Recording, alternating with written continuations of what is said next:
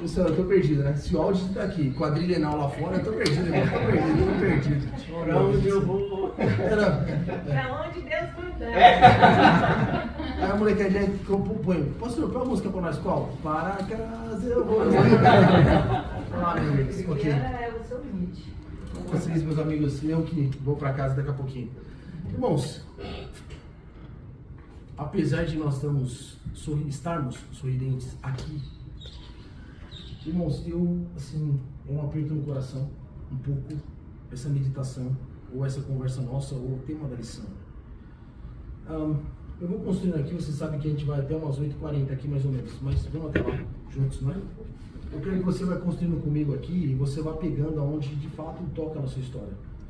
Mas a lição, ela teve um grande tema para mim e para você. Inimigo interno. Sabe que na construção do humano, da humanidade, e aí, assim, a gente que está na básica aqui, nós estamos com uma faixa, um recorte dos pequenininhos, né? Não são tão pequenininhos assim. Normalmente eles são maiores que a gente. Mas os pensamentos, as atitudes, ainda são, né? Porque eles estão revisitando a infância, mas de uma nova forma. É um novo corpo, os que eles erram bastante, se batem bastante. Tem dificuldade com a imagem do corpo, porque para eles não é normal, não é comum. Porque ele está grandão. Porque os pensamentos ainda continuam sendo pequenos ainda. Ele está revisitando a infância, que foi a maior parte, ou é a maior parte que você vivenciamos quando você está perto dela.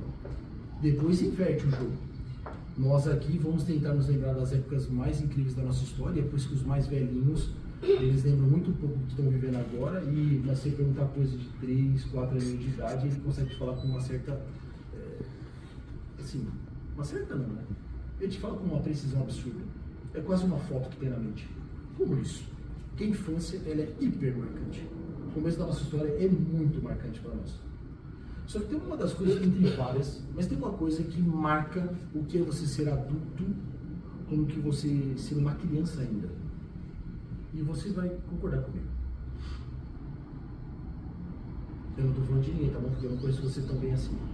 Mas se eu estiver descrevendo algum amigo seu, também não faça o olhar, porque você sabe que eu sou um cara que olha e depois eu fico fazendo bullying com essa pessoa.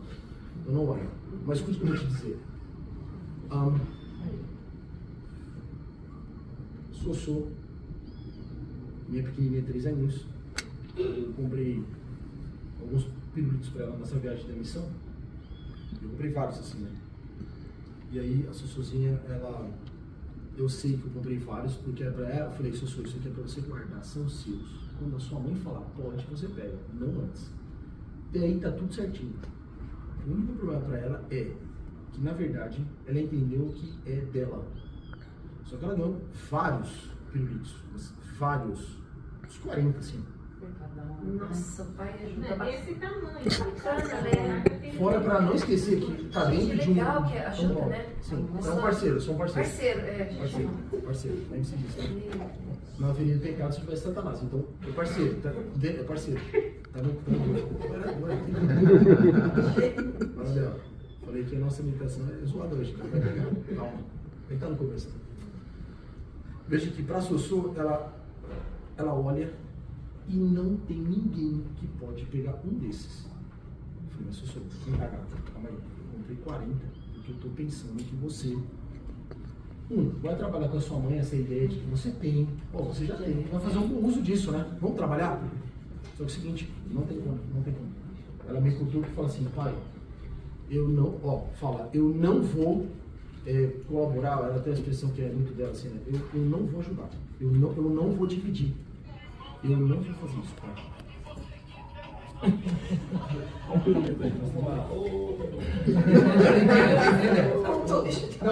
Na infância, o comum é você não conseguir ter noção de que as suas escolhas, a sua realidade, ela não impacta em todo mundo em volta. Você não tem percepção disso. Você não consegue notar que o que você faz, o que você pensa, o que você quer, realmente faz uma onda no lago. Uma pedrinha faz onda e essa onda não vai para você. Você vai para os outros. Essa percepção é uma das coisas que diferencia você deixar de ser infantil para ser um adulto, de fato. Por que comecei dizendo isso, irmãos? Bom, e aí você poderia cutucar alguém. É porque Na verdade, essa maturidade, ela vem com uma percepção maior de quem você é e onde você está. O que você faz de fato impacta mesmo um sistema, muda alguma coisa, atrapalha alguém. Um pause aqui. Estou com o meu amigo Rodrigão aqui, que toda vez que eu preciso falar algumas coisas de Drachma, eu olho para ele, né? Isso é, aí eu vou pegar a parte dura, tá? Irmãos, vira e mexe, estou lá no Drachma, conte desatento e tudo mais. Eu digitei um número errado. Era 54,30, eu coloquei 54,03. O sisteminha já faz assim comigo, assim, ó. Você tem inconsistência. Aí eu já, ai meu Deus do céu, os caras vão me pegar, né? Vamos lá. Você não está autorizado a fazer essa mudança. Eu, meu Deus, eu errei 0,3 para 30 centavos. Aí eu, toca, Rodrigão, me helpa aí. Aí eu já empreendi que agora eu escrevi embaixo, não preciso mandar, escreve embaixo. Eu, Edno, porque eu da Edno. Eu, Edno, estou aqui, tinha um problema, por favor, considerar que era 54,30 e não 54,03, tá bom? Beleza. Nossa, bem, um abraço, beijos, fofo. Assim, mandei.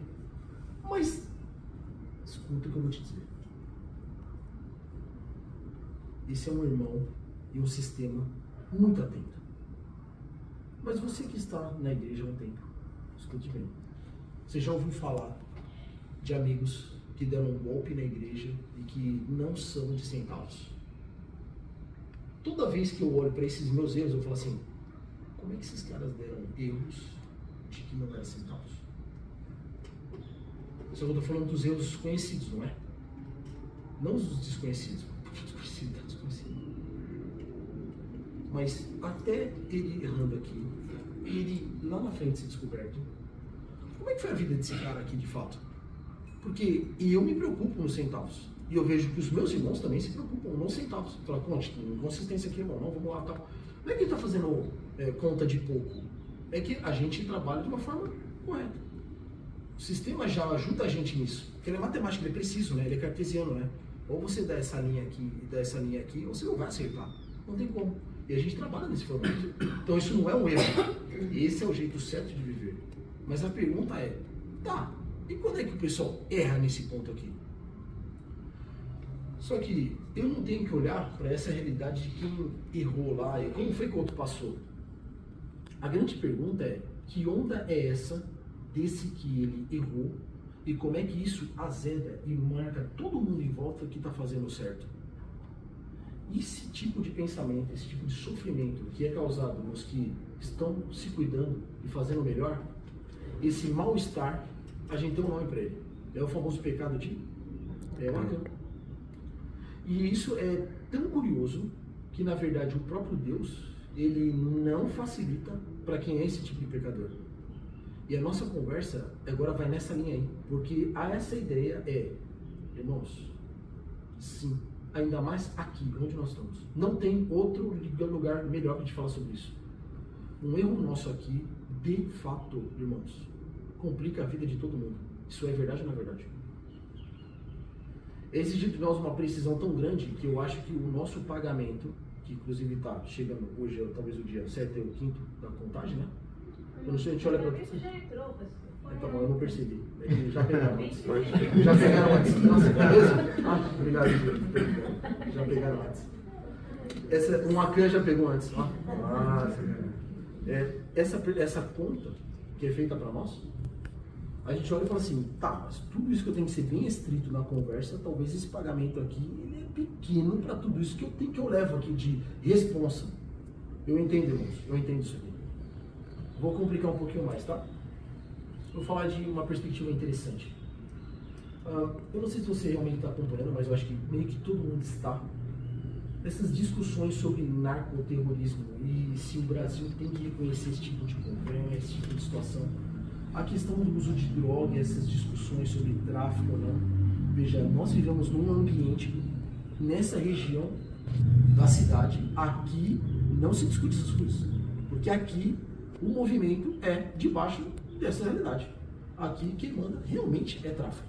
Então aqui a gente não vai discutir sobre isso aí, porque ninguém pode discutir sobre isso nessa região de São Paulo. Não se fala sobre essas coisas. Por que você está falando sobre isso, pastor? Você sabe que alguns estudiosos vão comentar comigo e com você, se você ler um pouquinho sobre geopolítica, eles vão dividir o mundo em duas partes óbvias, que é Oriente e Ocidente. E uma das formas curiosas que já se percebeu de análise, de busca, de por que o Oriente não sofre com o tráfico de drogas da mesma forma como o Ocidente sofre, por uma percepção. Eu queria que você pegasse isso, que faz sentido para a nossa lição.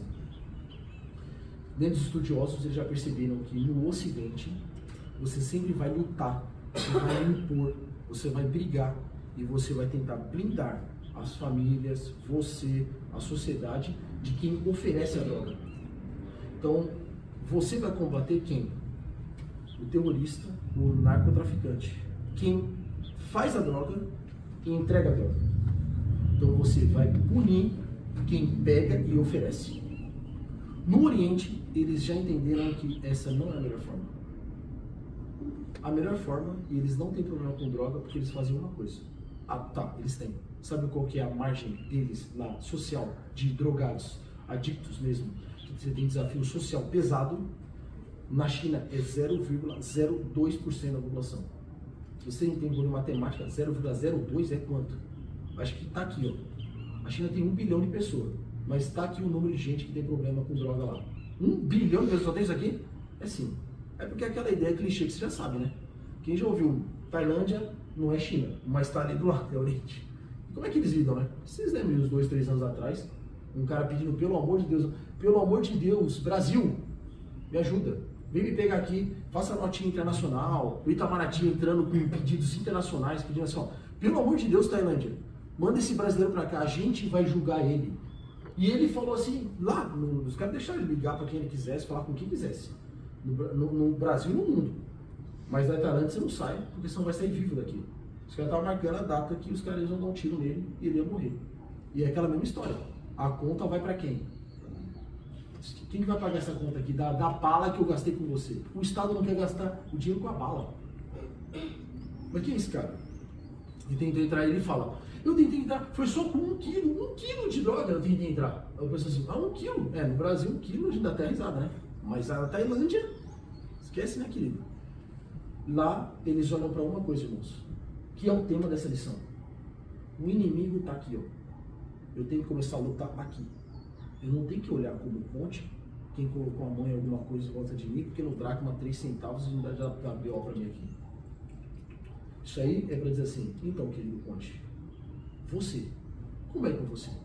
O conceito deles é, eu vou punir e já vou olhar e falar assim, ó, colocar dentro do coração de cada um em volta da minha família, da minha sociedade, que você não vai usar droga. O cara pode passar com o que quiser no seu nariz, mas você não vai pegar. E isso resolve muito. E esse é o tema da lição. É dizer para mim e para você assim, irmãos, é com você. E aí a gente vai para uma etapa um tanto curiosa, porque eu comecei dizendo que o desafio de você ser infantil e ser adulto é você reconhecer que o que você faz uma onda e que toca lá longe. Eu não sei se você realmente entende bem a ideia do grande conflito e o que Cristo veio fazer por mim por você. Do jeito que eu vou falar agora para você, talvez também dê uma apagada um pouco, você fala assim, nossa, Conte, eu sou uma segunda etapa, né? Eu sou uma outra ação divina.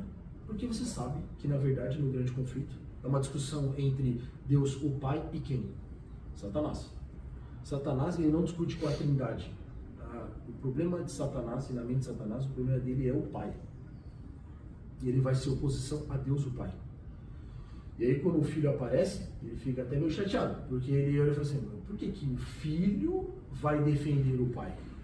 E essa é a forma como que, na verdade, a acusação veio de fora, e na dinâmica e na lógica divina, ele vai responder de fora também.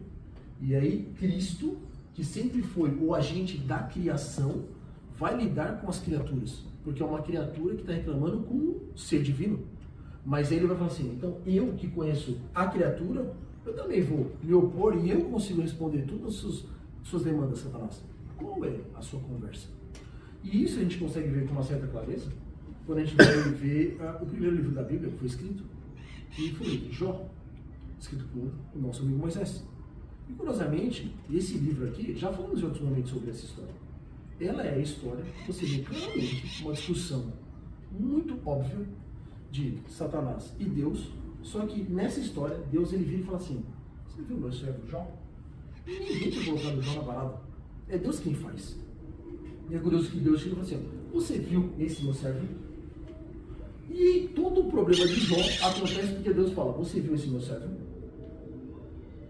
Mas qual é o peso de um Deus se levantar e falar numa discussão com uma criatura e ele não precisa se defender? Ele aponta para um outro ser criado e fala assim, você já viu como é que meu servo Jó vive?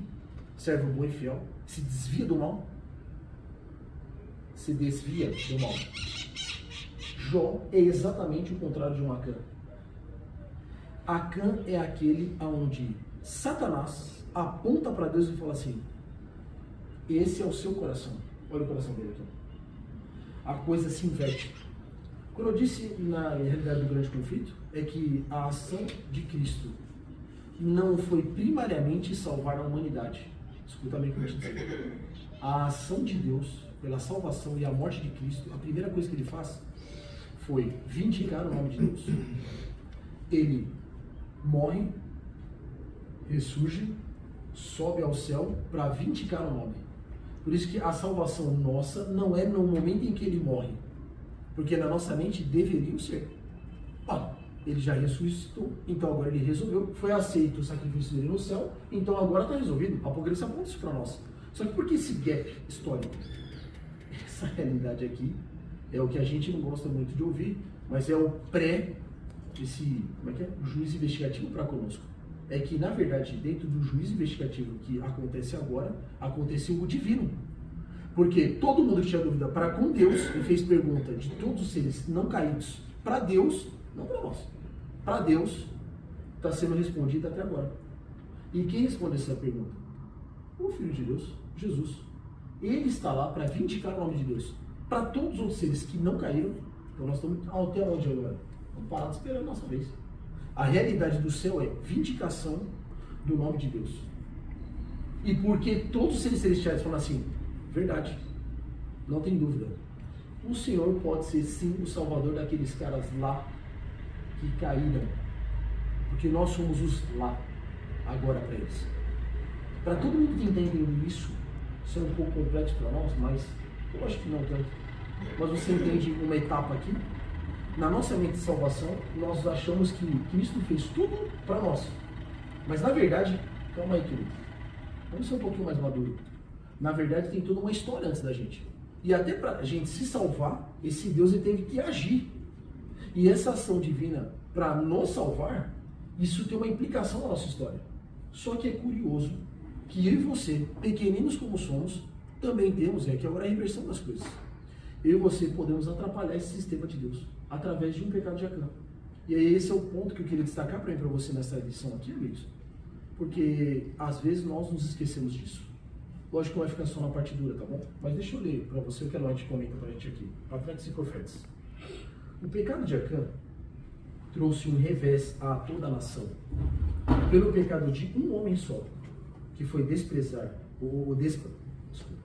pelo pecado de um homem, o desprazer de Deus repousará sobre a sua igreja até que a transgressão seja descoberta e removida. A influência que mais temida deve ser para a igreja não é a dos francos oponentes, dos incrédulos e dos blasfemos, mas dos que incoerentemente professam a Cristo. Esses são os que impedem as bênçãos de Deus de virem a Israel e acarretam em nós uma fraqueza grandiosa. E ele continua. Quando a igreja se acha em dificuldade, quando existem a frieza e o declínio espiritual, dando ocasião a que os inimigos de Deus triunfem, então, em vez de cruzar os braços e lamentar a sua infeliz condição, irmão, investiguem os membros se não há um Acã no acampamento. Com humilhação e exame de coração, procure cada qual descobrir os pecados ocultos que excluem você da presença de Deus. Sentiu uma pancada aqui, irmãos? Todo projeto divino, nós não somos realmente o alvo primário dele, mas o alvo final, sim. Ele fez tudo o que ele fez, inclusive para não perder a gente. E ele não perde o céu, e porque ele não perdeu o poder de quem ele é, Deus pode nos salvar. E os seres celestiais falam, tá certo. E também diz, mas e aqueles que querem se salvar? São aqueles como um Acã, que é o grande pecado que Deus não tolera, da rebelião, da mão estendida, que na verdade a gente acha que mão estendida é assim, né? Mas a mão de lá é essa mão aqui, ó. É esse ser que olha para Deus e fala, vem Deus, vem para você ver. E que você, o que esse cara está fazendo? O que ele pensa que é? Mas ele insiste nessa realidade, insistentemente. Se você for olhar e fatiar a realidade até chegar no Acã, todo mundo sofre com isso.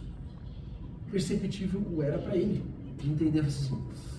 É curioso que ele vai da lateral para o centro, né? E o centro vai chegar em Acã e a sua família. O ponto bem para você, irmãos, é que eu e você temos que considerar potencialmente dentro de nós um Acã. Temos um inimigo. E a gente começa, sabe por onde? Não é pelo primeiro mandamento.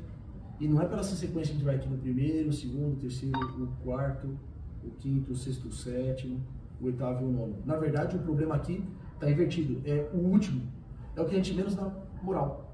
Porque é aquele que menos a gente consegue ver. Porque na verdade a cobiça é um pecado que ninguém vê. Porque é do seu coração. Mas é dali que começa a sua destruição de todos os outros. É onde acaba com a sua e a minha vida. Irmãos, a base do último mandamento é contentamento. Senhor, me ajude a estar feliz com o que eu tenho.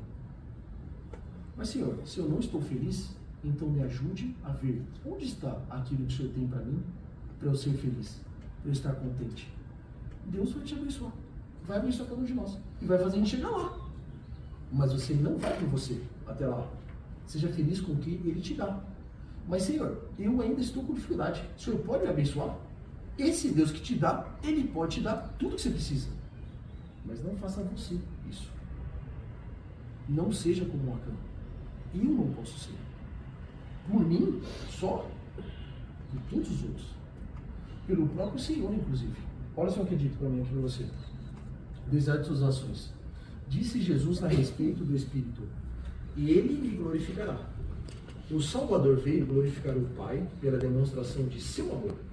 Assim o Espírito havia de glorificar a Cristo, revelando ao mundo a sua graça. A própria imagem de Deus tem de ser reproduzida na humanidade. A honra de Deus, a honra de Cristo, acha-se envolvida no aperfeiçoamento do caráter do seu povo. Pegou aqui a sequência? É aquilo que eu falei para você, da questão da vindicação do nome de Deus. Nós temos Deus o Pai e uma mancha nessa imagem de quem é Deus. Quem colocou? Satanás. Cristo vem e fala assim, amigão, deixa eu postar para você que essa mancha não tem nada a ver, ela é sua. Porque eu vou trazer a vindicação do nome dele. Então, a imagem do caráter dele está no Filho. Aí no texto é dito que Cristo aponta para o Espírito, falando que o Espírito, porque agora esses dois estão no céu, o Espírito está conosco aqui, o Espírito veio falar do que ele fez, para não ter mancha do que ele fez, para dizer que o que Deus faz está correto. E agora, do lado, estamos nós, para dizer assim, sabe, o Espírito está tudo certo, porque eu estou aqui, olha para mim. Eu estou falando para você, não tenha dúvida do Espírito, não tenha dúvida de Cristo, não tenha dúvida de Deus. Agora, quando eu falho aqui, eu mancho toda a sequência daqui até lá. Você consegue enxergar um pouquinho qual é a questão de a gente errar? Por que às vezes a gente acha que a igreja às vezes é muito dura quanto a isso? Na verdade não é a igreja, é que a igreja entendeu. Nós é que não entendemos. O pecado de Acã é tão duro assim, precisava tanto. A história está lá para contar para você que, sim, irmãos, quando a gente erra, servindo a Deus em aliança com Ele, o pecado é pesado. Sofre só a gente, sofre só a nossa família, sofre só os nossos irmãos no trabalho, sofre só os auditores da instituição, sofre a igreja mundial, sofre o céu, sofre o nosso Redentor, sofre todo mundo. É eu e você, tão pequenos, fazendo uma onda equivocada, contrária a tudo aquilo que a gente prega e vive. Povo, começa como? Pelo 10º mandamento. Aqui. Não esqueça que eu e você temos um inimigo aqui dentro. Basta eu e você darmos espaço para isso. Pastor, o que eu faço então? Sejamos mais orientais. Não fique brigando com o que passa na sua cara. Todo dia de manhã, e aqui entre nós aqui, vamos nos ajudar entre nós. Nosso olhar aqui de dentro. Senhor, me ajude a passar o olho e... Tá bom. Olha que está a bênção aqui, Senhor. Olha que está a alegria. Olha que está o Senhor nas coisas. Me ajude, Pai. Me dá sabedoria. Me dá a tua alegria. Para eu viver a bênção do Senhor. Aqui é curioso que, por causa de Acã, o pessoal tinha acabado de conquistar Jericó e está todo mundo feliz. Aí vem o Acã, eles não conseguem avançar, né? Eles vão perder nas guerras seguintes. Irmão, se você está percebendo que você está perdendo a guerra seguinte, então, Senhor, estou contigo. Simples assim. Faça isso, e a lição fala bem claramente, antes de ser pego. Que frase, hein? Ninguém gosta disso. Nessa época aqui, ó, Diogão, faça antes de ser pego. Que frase. Deus do céu. Meu irmãos, medite o seu coração. Se a gente conversou um pouco aqui, se o que você leu, o que você estudou, que o Espírito Santo está impressando no seu coração, a gente tem que fazer isso, irmãos, tá bom? Com qualquer pequeno detalhe da nossa história, e você sabemos que tem alguma coisa aí que está impedindo, pode impedir, pode atrapalhar, não é porque a gente é pequeno e a nossa onda vai bater em alguém e vai voltar em nós em algum momento. Porque todo mundo vai saber qual que é o epicentro da coisa, porque saiu de volta em volta de nós. Não, resolve a gente aqui. Faça você com Deus. Esse é o ponto. É eu e você com Deus. Considere aqui, não o outro. Não considere eu falando para você. Considere o Espírito, o Cristo que vive em você falando para você. Vamos melhorar esse ponto aqui juntos? Esse é o Deus poderoso que pode nos abençoar. Isso iria acontecer com o nosso amigo Acã. Talvez soubéssemos da história dele, contada por ele vivo, e dizendo assim, amigos, calculando hoje, né? Hoje, em questão de quantificado de valor, o ouro está na sua máxima histórica, né? Chegou a bater R$742, 1 grama. 1 grama. O que é 1 grama? Sabe uma sementinha de lentilha, né? Uma lentilha é 1 grama de ouro. R$740 naquilo lá. Se cair no chão aqui, pisou 2 vezes, já não vê mais. Interessante, né? Se você for usar essa mesma métrica para o que ele roubou, foi uma grana razoável. Foram R$420 mil em média. Um pouquinho mais, talvez. Mas R$420 mil é muita coisa para o que ele viveu e sofreu. Vamos? Tá, pronto, eu vou roubar 3 bi. Aí já tá conversa, né? Mudei muita coisa, né? Mas, irmãos, o Acã sabia o que era um céu. Eu e você também sabemos o que é. Não vale a pena. Não, vou me sujar por pouco ou por muito? Tô falando de roubo aqui de dinheiro, mas é só um exemplo, tá bom? Porque foi o que ele fez, né? Tô falando de outras coisas mais. Você se perder por pouco, né? Por uma mulher encantadora, por um homem fantástico, né? Mas se perder por isso, eu queria que você considerasse isso, que Deus te abençoasse a você olhar para a sua realidade e falar assim, não vou fazer isso não. Deus me dá a capacidade para eu voltar. E Deus vai abençoar a gente, tá bom? Não se esqueça do último mandamento. Esse foi o problema de Acã. Ele sabia todos os outros, mas esqueceu daquele que era esse aqui. Esse aqui. Deus te abençoe. Posso orar? Deus bondoso. Eu acho que a vida adulta é isso que nós fizemos agora. A gente olhar para nós mesmos e a gente escrutinar a gente. É claro que o mundo aí fora vai dizer que a gente é sempre vítima de tudo, de todos, da sociedade, do nosso pai e da nossa mãe que não estudaram, não se esforçaram, não deram dinheiro para nós e a gente agora tem que trabalhar, se esforçar, viver assim como a gente vive. Isso aqui é só um exemplo que a gente ouve aí fora, Senhor. Mas o Senhor faz um convite que é muito mais adulto para nós. É uma conversa muito mais interna. É algo muito maior. Na verdade, nós somos teus filhos. O passado ele influencia, mas ele não é determinante para nós. O que os nossos pais fizeram pode ser muito grande, mas não é o suficiente para destruir a nossa vida, tanto é que estamos aqui. Se fosse assim, nós não teríamos sobrevivido à adolescência, à infância, teríamos morrido já. Teríamos destruído a nossa história, a nossa vida, nos suicidado inclusive. Mas se estamos aqui hoje, mesmo que a nossa mente pense, e tem algum irmão aqui pensando em acabar com a vida daqui a 1 minuto, meu pedido é um só. Senhor, por favor, misericórdia para todos nós. Nos ajude, Senhor, a olhar para nós mesmos com o olhar do céu. O Senhor nos ama e nos perdoa e tem o melhor para nós. Ajude-nos a pensar exatamente assim. Senhor, perdoa a gente, muda a gente e nos salve. É a minha oração. Uma bênção para todos os meus irmãos aqui. Obrigado pela vida deles. Obrigado porque eles são uma bênção para nós. Cuidadosos, atentos. Mas, Senhor Deus, não deixe que nosso coração levante um Acã para destruir a nossa história, nossa família, nossa salvação, a tua igreja e meninos e meninas no colégio que vieram aqui para se salvar. Não deixe isso acontecer conosco. Perdoa a gente e nos ajude. Por Jesus. Amém. Amém.